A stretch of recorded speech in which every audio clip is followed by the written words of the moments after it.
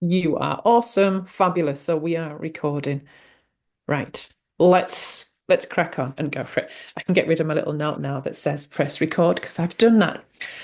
So, hi everybody. I know a few faces on here, but there's a few new faces as well, which is absolutely brilliant. And thank you for coming along. And welcome to me and my world. What do I do? Basically, my whole philosophy, I guess, is that if you can feel the way you want to feel, life flows easier.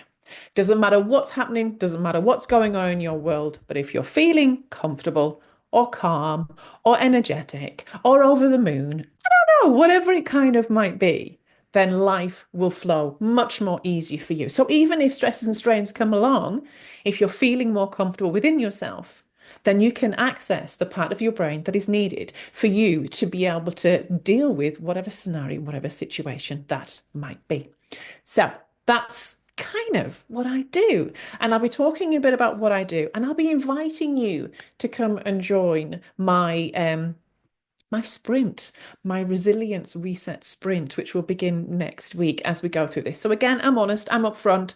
I am going to tell you about something that I would obviously like every one of you to come and join me on, but hey, not everybody may want to, and that's absolutely fine. So yes, as we go through this, I will be talking about my sprint along the way. Right, I'm going to jump in and share my screen, and fingers crossed, all of this will flow and come together. Let me go into present, go down to that one, and here we go. So, welcome everybody. Welcome to the Clarity Reset, from exhaustion, overthinking to scaling on your terms. And that is something that's quite important for me. We hear a lot about you should be doing this, you should be doing that, you should be doing it this way, you should be doing it my way, blah, blah, blah, blah, blah. But if everybody else's way doesn't connect with you in the right way, then you ain't really going to be doing what you want to do and your way. And that isn't always sustainable and doable. So, this is for you. If you're secretly holding it all together, but quietly falling apart behind the scenes, you kind of put that front on, a bit of like swan effect kind of a thing, swan all serene and beautiful on the top. But underneath, they can be absolutely pedaling away like mad just to keep flowing upstream. If that sounds a bit like you, then basically, I'm going to talk a bit about what is keeping you stuck. So if you can imagine, I suppose let's go back to the swan analogy there, trying to paddle upstream, but actually all you're doing is staying still because the current is pulling you back, and you're literally just doing what you can to just stay where you are. And one thing I've noticed in business that we can start the year in I'm going to do this, I'm going to do that, I'm going to do the other. We're smashing all the eggs with all those sticks and really kind of going for it. However, we can find that we get to the end of that work year, start the next year, and we find that we're in a very, very similar position. What's going on? What is happening in amongst all of this? So let's begin. Are you in survival mode, or are you trying to be one of those people that is juggling everything, trying to keep everything together, trying where possible to keep all of those plates spinning? You're busy, you're capable, you can absolutely do what you do in your world. You are the expert to those who come to you. But underneath it all, you can feel absolutely exhausted, shattered. And basically, what you're ending up in is quite simply survival mode. You're juggling everything, trying to stay on top of everything. But life is draining. It's draining your cup. Your business is draining your cup. And what you're finding actually, that there isn't much that is filling your cup back up again. Now, I can't see you all. So I was going to say, put a hand up. I can't see you all, so it doesn't really matter. But I just want you to think for a moment for me. How full's your cup? How full is it? If you want to pop something in the chat box and make this interactive, hey, please, please feel free to. But how full is your cup? Is it full to overflowing with stresses and strains of life and business? Have you got half and half, where some of it's a bit full and some of it's not so bad? Is it empty? And actually, you are so filled with joy and fun and laughter, and your business is giving you everything that you want and need, that actually your cup is empty. I'm just pausing. Oh, 3/4. We've got some bits and bobs in the chat. More full than I realize. Yeah, I think we can be a bit like that. Overflowing. Yep, I get that. Yep, 3/4 full currently. But we'll get there. Really full week next week. Yeah, we can be busy, busy, busy. And something that I came across a while ago. Sorry, I'm just moving that just over there, just on my screen. Something I came across a while ago was somebody talking about being a busy fool. And I'm going off tack a minute because I haven't got notes on this. But hey, things come to mind. Being a busy fool. And I thought to myself, that's quite an interesting way to look at it. A busy fool. So are you somebody that is doing, and busy, busy, busy, running around like a blue-bottomed fly, but actually not progressing very much financially? Because that's what it refers to, as someone that is working extremely, extremely hard, but actually not gaining anything on a financial level, working extra hours. And rather than, in a sense, putting their fees up, there's that real worry behind the scenes of what if? What if nobody comes to me? What if nobody uses my services because I've put my fees up? And it's that worry that keeps people stuck being a busy fool. So that's just a quick example of what can keep us stuck as I move on to the next slide. Because some of these are things that have cropped up that I've heard business owners saying, crying behind the laptop because the overwhelm has just got far too much. And yes, everything spilled over. The feast or famine, we can get that absolutely in business. And in some situations, that can work for people fine. But a lot of situations, it's such a roller coaster ride of emotions. Yay, everything's going great. Oh, shucks, everything's really not going very well at all. And that is energy zapping within business. Fear of being too expensive. Will people come to me if I charge more? Excuse me. Being everything to everyone but yourself. Is that a one that you might be guilty of? Giving. Whether that's business, whether that's family, whether that's friends. Hey, it might be a bit of everything. But actually, where are you on the list of things? Because often you can be the one that ends up being stuck at the bottom. But you've got to remember the people in your world, for you to be the best version of you, you've got to look after you. Do you want to give people 100%? Or do you want to just give them that 50%? Because actually, you are firing on two cylinders rather than all four. Have a think. Are you waking up tired? As it says there, do you recognize any of these? Because they are all absolutely draining on everything that we do. And there may even be some that you can actually add to that list. So, this is the trap that we can end up in. Overfunctioning, working hard, juggling everything, doing everything. Then the emotional exhaustion kicks in, which leads into the poor decisions, which leads into the business friction, where everything suddenly slows down. But what's at the core of your business? Yeah, you. You are. So if you're overfunctioning, you're probably heading for burnout if you're not actually already there. There are 5 steps to burnout. And I'm going to put, I'm not going to go through all the bits and bobs around burnout today because we could be here forever. But I will, in the email that I send out after this, which will contain the recording, I will put a PDF that I've got to the 5 steps of burnout. Because I didn't realize there was 5 steps to it until I did a little bit of research around it. But the last one, it kind of threw me a little bit. And the last one is habitual, where you just end up stuck in the cycle. Stuck in the cycle, over functioning, everything's going okay, the stress levels rise, boom, for your drop off, and then everything goes peak tong, and you're like, right, okay, look after myself. Come on, you do. And suddenly you end up back in that role again. And that's that habitual loop that people can end up being stuck in. And our brain loves habits. And the problem is it doesn't kind of distinguish whether they're a positive habit or a negative habit. It just goes, oh, this is what I do. Keeps going. So when the habits are negative, that really isn't helpful at all. But yeah, our life and our world is filled with habits. Just for a moment, just think about your morning routine. Just your morning routine. It's probably pretty similar every morning. Now think about your morning routine on a weekend, for example, when things are a little bit different. It's probably pretty similar as well. Think about when you go on holiday or a weekend away, or you go and stay with somebody else. Your weekend routine is probably still, sorry, your morning routine, sorry, is probably still very similar to what you do. Again, our brain loves habits.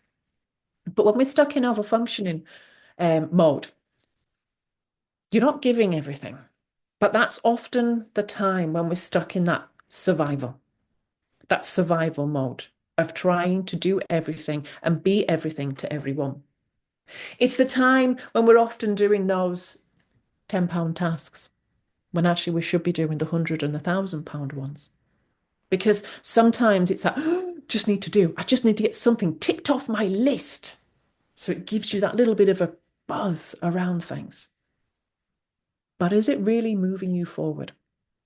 Because often it isn't. And when we get stuck in that decision fatigue, because we're so busy deciding all the time, that we get decision fatigued out, that is a tough place to be in. Is not a place of moving forward. And as I said, as I was going along, I'll be chatting a little bit about the resilient reset sprint, which is a 4-week sprint. And it goes into a lot of what I'm talking about today in a bit more detail so that you can understand a bit more around the brain, a bit more around what actually is happening and what actually is going on in the brain around things. And I'm not saying that necessarily kind of fixes everything, but it does help us to understand things a little bit more. Now, something I do want to mention. When we end up in the overwhelm, the worry, the stress, the anxiety, whatever yuck it might be, whatever it feels like for you, that's a time where we end up in fight flight mode. Our brain goes into the fight and the flight mode. And this is from our old emotional brain. That's what I refer to it as, our old emotional brain. It ends up going into high alert.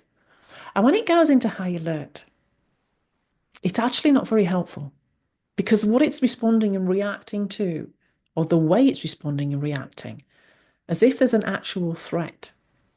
Now, 9 times out of 10, when you're sat in your business or whatever it is that you do,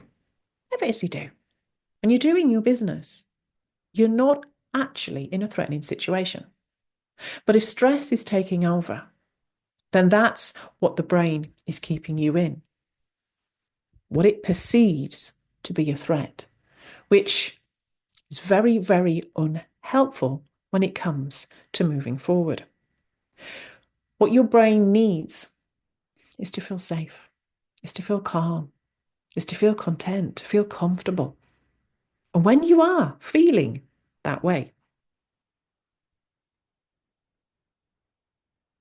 then it allows you to access what I refer to as the creative and the logic.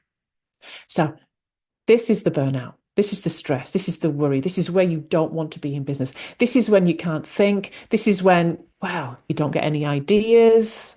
Nothing flows. Nothing comes to mind. But when you are in that calm state, whatever that looks like for you, this is where you can access the logic and the creativity. They're both as important as each other, in my opinion. Creativity. Now, when I say creativity, a lot of people think, oh, arty and drawing and crafty stuff.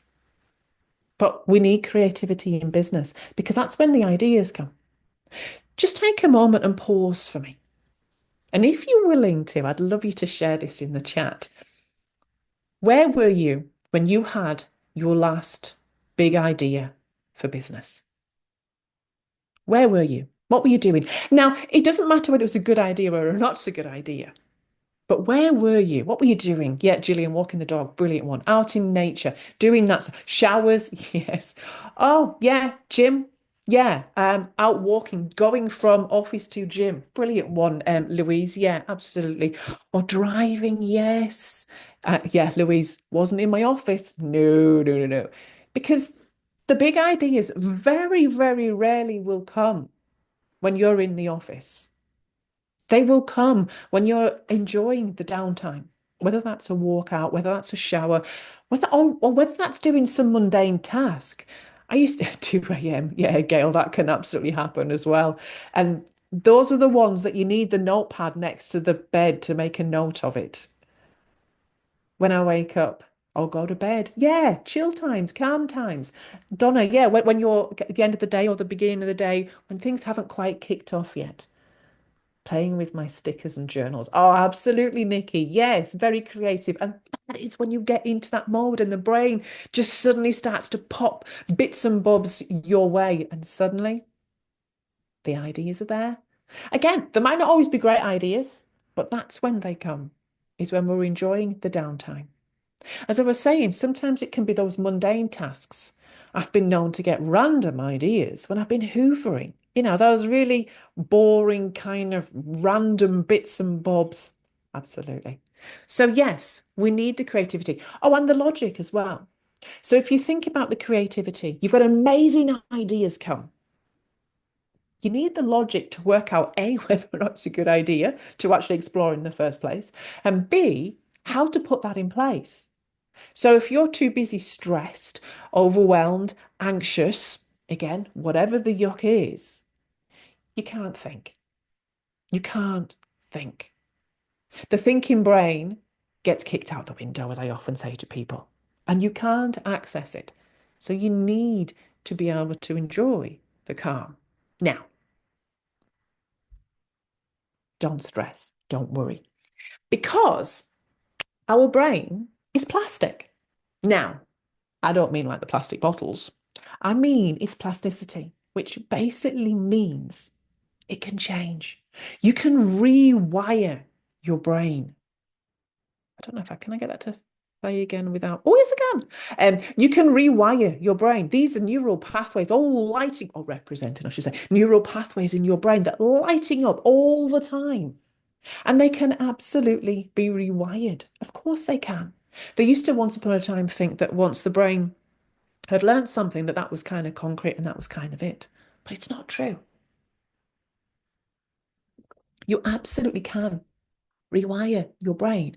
And I do talk a bit more about the brain in a lot more detail in the sprint. That's the first week of the sprint. I explain the fact that our brain doesn't have logic, or our old emotional brain, sorry, doesn't have logic. And that's the emotional part of our brain that is responsible for the stress, the worry, the anxieties, the overthinking. So when that part of our brain is kicking off and making us feel all those uncomfortable feelings, it doesn't have the logical ability to talk it through with yourself. Also, our old emotional part of our brain doesn't see us in the future. It doesn't get the concept of future you unless you've done some work around it. So that's something else that can absolutely keep you stuck where you are. That future you is actually seen as a stranger. So you really, really struggle to connect with it unless, again, as I said, you do something about it. So the emotional brain is very good at keeping us stuck where we are. It's very good at keeping us stuck in the yuck because A, I've mentioned habits. B, it also knows where you are right now. And he understands that where you are right now is safe. Now, that doesn't necessarily mean that it is comfortable, but it knows that it is safe, i.e., you're living and breathing. You're still alive.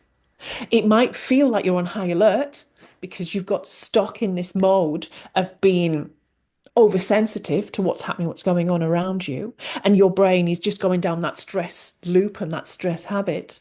But ultimately, that old non-logical part of our brain just goes, well, you're still alive, so that's okay.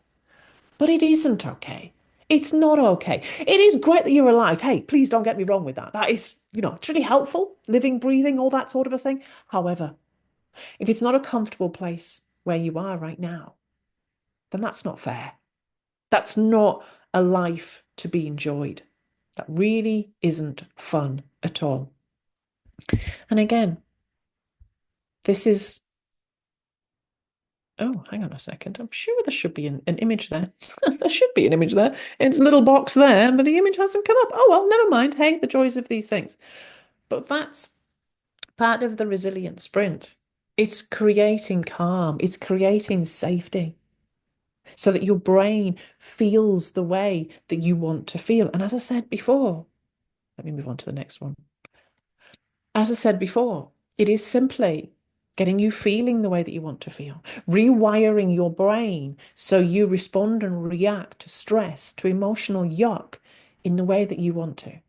Imagine for a minute you've got elastic bands that are keeping you stuck where you are. And what the resilient sprint is working towards is cutting those elastic bands so that you can move forward in a much more comfortable way, so that business thrives, so that you thrive, so that you can be the best version of you for the people that are in your world, the people that you love, the people that you really want to show up for in the best way. That is what the 4-week resilience sprint gets you working towards. Sorry, I've thrown myself slightly with my slides. Yep.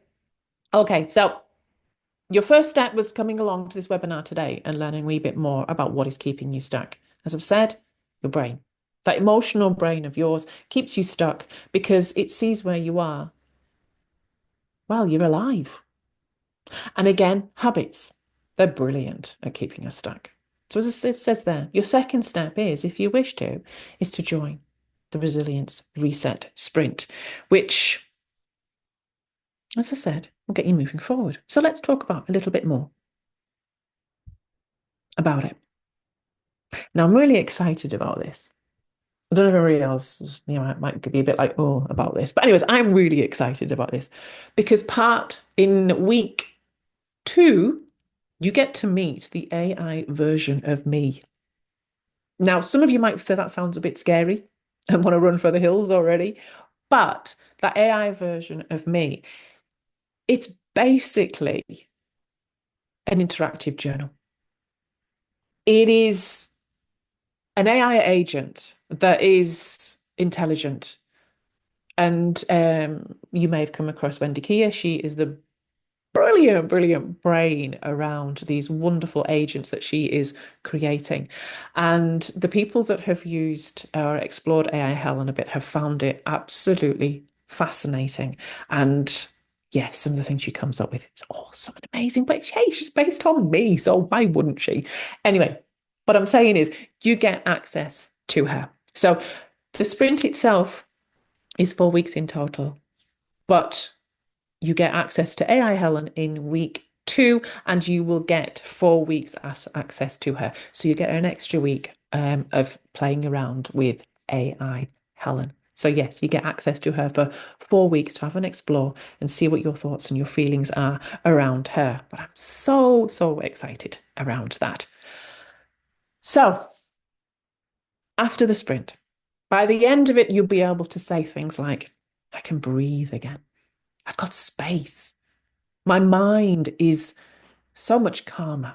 I've got the headspace to think. The ideas are flowing because, again, you're going to be feeling the way that you want to feel.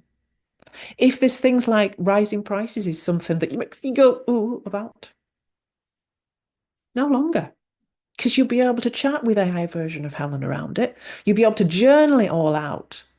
And also, you get to learn a technique that is very simple, but really, really quite powerful that will help you to stop emotional yuck in its tracks. But yeah, your brain quieter so that you can show up and lead again. So here's what's included.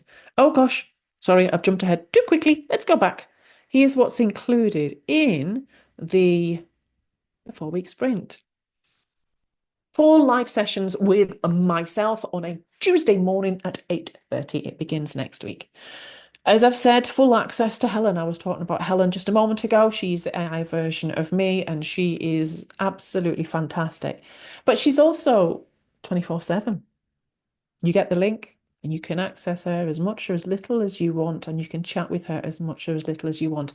And I'll be giving you some guidance on things to chat to her about, and some, I don't want to use the word prompts, but maybe they are prompts, because I think prompts goes down that route of AI, can you improve this email for me? AI, can you create me a social media around X, Y, or Z? But Helen is much, much more than that. There will be a WhatsApp community that I'm going to create amongst it all. Community is one of those things that I think is kind of going down as technology moves forward. And I think, well, my hope is that within that community, that it's not just the support from me, it's the support from other people that are in there as well. Been there, done it, got the t-shirt, all that kind of a thing that you can share with people. I often think, or my hope is that these sorts of communities that I want to create moving forward, they're a little bit like going along to a mother and baby session or a toddler session. Now, bear with me a minute here, especially chaps out there. So you're going along and you've maybe got a newborn, and you go along and there's people in there that can absolutely tell you and advise you because they've been through it. You've got a baby, they've got maybe I don't know, a 6 month old. But they'll also be in there in that toddler group. There'll be people with kids that are 2.5, maybe 3, maybe 4, that can all share advice and hints and tips that have helped.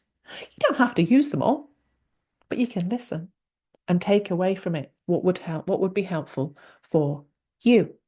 So yeah. Oh yeah, the sessions, the four weekly lives will be recorded, and you will get access to those replays moving forward. It's a space. It's a space that I'm holding for you to come along and experience a bit of my world. And if you want to move on from the reset sprint, then there will be things that I will be able to guide you into should you wish to. So this is Wendy that I've worked with for a little bit now. And she came to me feeling anxious, very anxious actually. In some situations, she was feeling completely paralyzed by panic. And that is not, as you will be very aware, a comfortable place to be in at all. So yes, Wendy and I have worked together for a little bit, and she the other month had her best financial month in 5 years, as you can read there. She is also continuing to move forward financially as well, and she's blowing herself away as to how her business is growing because she's got the headspace to think. The creative side of her is getting chance to come in and go, hey, Wendy, what about this for an idea? And don't get me wrong, we're not saying that every one of them is going to be fantastic, but a lot of them actually are.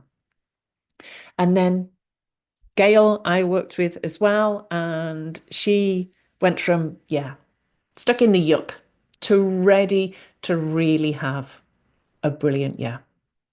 Knowing that her emotional baggage, what about a word, wasn't going to stop her from moving forward. And that is extremely powerful in business. So, if what I've been saying sounds interesting, then the QR code there should go to should go to my landing page. And all you need to do is literally just fill out the form at the top of the landing page and you will be added to the wait list. I'm just going to also, bear with me a second, I'll put the link in the chat to it as well. And then if you wish to learn more, then there's also a document there that tells you pretty much what I've been saying, but maybe in a little bit more detail. Oh, thanks, Gillian. So what I'm going to do from there, am I at the end? Oh, actually, yes, I am at the end, but a little slide that I left in here. I'm part of something called Circle Networks. And I know there's a few Circle Networks members on here. And one thing within Circle Networks is that we talk about ourselves. We share things about ourselves because when we share things about ourselves, we can connect with people on a much deeper level. So this is a slide that I have for my Circle Networks talks, and I thought I would add it in. So some things, I love baking. This, by the way, is not baked beans. It's apricot jam, and I make my own apricot jam. I love apricot jam on toast. And it's my two lads and just some of the views. Oh, we still have red squirrels around here. I don't know where you all are in the world, but we still have red squirrels around us. And I still have a red squirrel in the background. And yeah, I love to get out about in nature and enjoy red squirrels. So feel free if anybody would like to unmute themselves to ask. Oh, no, actually, what I'm going to do is I'm going to ask Wendy, I'm putting you on the spot here, but you've probably known I'm going to do this because, hey, I often do that. I've got notes. I've got Go, girl. notes. Okay, so I wanted to give you a snapshot of a before and after working with Helen, because you might be able to relate to some of the things that I experienced. So before I started working with Helen, basically my cup was empty. I had made a note saying it was overflowing. I don't know why I'd done that because it was literally empty. And I don't know if you know what it's like when you're in a place and you're like scraping from the bottom of the barrel. I think is the best way to describe it. So I was constantly chasing, I was over delivering, I was undercharging. And what that did, the impact of that meant that I was constantly on the hamster wheel. I was going faster, faster, faster. There was no slowing down. There was no stopping. I was waking up at 4 o'clock in the morning and I was basically finishing when I was tired. So I'd literally fall asleep at the laptop and then that would be the end of my day. And I would rinse and repeat that consistently. And I get to the end of the year and I would just have a complete meltdown as to why can I not make this work? Why can I not understand what's going on? I found myself in this like just repeated loop. I've been in business 15 years and this went on for 13, 14 years. So a long time, rinse, repeat, still couldn't get it, still couldn't figure it out. And when I came to Helen, I was on my knees, basically. I had so much anxiety, so much panic. I couldn't leave the house. I was just basically hanging on to the business was like this lifeline, which was just a disaster because I would project how I was feeling onto the business. So it's actually quite difficult. I was thinking, how can I describe working with you? And it's actually quite difficult to describe as much as I love it. It is quite difficult. So I'll do it based in terms of results and what I have experienced. So I've moved from a place of complete chaos to being in a place of feeling safe, which is vastly different. So it means my relationship's different. The conversations I have with potential clients. I'm not projecting any of the yuck that I was feeling on to anyone else. I'm very much taking personal responsibility for where I am, what it is that I'm doing, which ultimately means now I'm not getting up at 4 o'clock and I'm not finishing work when I'm tired. I start work at about 2 o'clock. I probably finish at about 8 p.m. But also I'm now moving into a position where I'm taking off a day a week. So I'm moving back to doing 4 days a week rather 5 days a week, which is quite significant compared to where I was. So my relationships with everybody, including myself, have completely changed.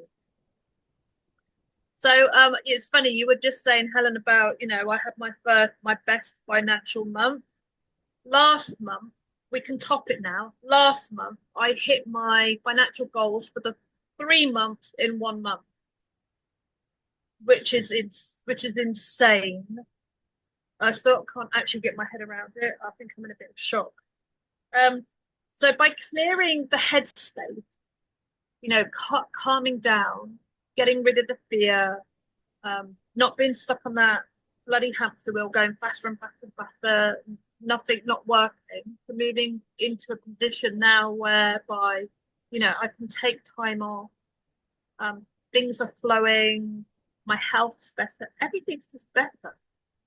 And it's that snowball effect. It's not just work, it's my relationship with my partner, relationship with my friend.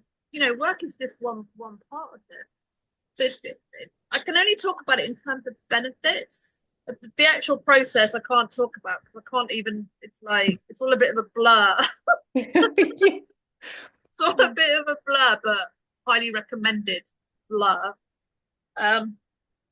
Yeah. So, and also, I mean, AI Helen as well is just extraordinary because, I work with Helen personally, still one-to-one, and I use AI Helen during the week just to keep myself in flow. And what's really interesting is that AI Helen will come up with the same things that human Helen comes up with.